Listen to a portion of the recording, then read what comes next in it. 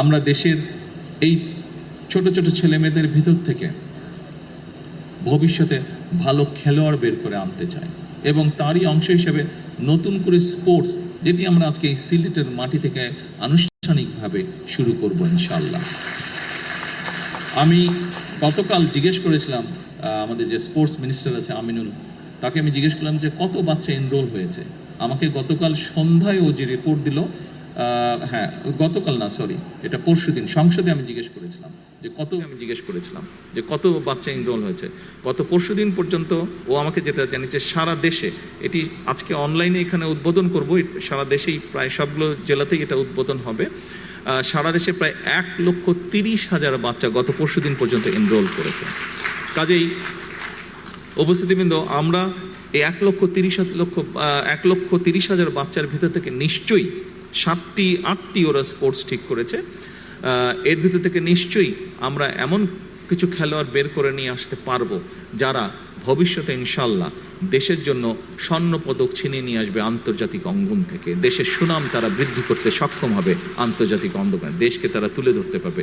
Cricket যেরকম আজকে আমাদেরকে বিশ্ব দরবারে তুলে ধরেছে বাংলাদেশকে, বাংলাদেশের জন্য সম্মান নিয়ে এসছে। মেয়েদের ফুটবল টিম যেরকম কয়েকদিন আগে দেশের জন্য আন্তর্জাতিক সম্মান বয়ে নিয়ে এসছে, এইভাবে আমাদের ছেলেমেয়েরা দেশের জন্য ভবিষ্যতে ইনশাল্লাহ সম্মান বয়ে নিয়ে আসতে পারবে। সকল উপস্থিতিবৃন্দ, আমরা আমাদের দলীয় অবস্থান থেকে একটি স্লোগান দিয়ে থাকি। স্লোগানটি হচ্ছে, করব কাজ গর্ব দেশ, সবার আগে বাংলাদেশ। আমি ব্যক্তিগতভাবে দৃঢ়ভাবে বিশ্বাস করি যে পৃথিবীর বহু দেশকে আমরা দেখেছি, বহু দেশ নিয়ে মাঝে মাঝে যখন নিজেরা বসি গল্প করি, আহা ওই দেশটা তো এরকম ছিল, আজ তো কি সুন্দর হয়ে গেছে। আমি দৃঢ়ভাবে বিশ্বাস করি, পরিশ্রম যদি আমরা করি তাহলে আমাদের দেশটিকে আমরা তাদের মতন করে গড়ে তুলতে পারবো। এবং এই আত্মবিশ্বাস নিয়ে এই সরকার যাত্রা শুরু করেছে, তার কার্য পরিচালনা শুরু করেছে। এবং এই আত্মবিশ্বাস, আমি মনে করি আজ আমরা যাত্রা শুরু করেছি, এই কাজগুলোকে দেশ এবং দেশের মানুষের জন্য যে কাজগুলো আমরা শুরু করেছি, আমাদের ভবিষ্যৎ প্রজন্ম সেই কাজগুলোকে ইনশাল্লাহ এগিয়ে নিয়ে যেতে পারবে এবং আমরা আমাদের একটি প্রত্যাশিত বাংলাদেশ গঠন করতে সক্ষম হব ইনশাল্লাহ একদিন।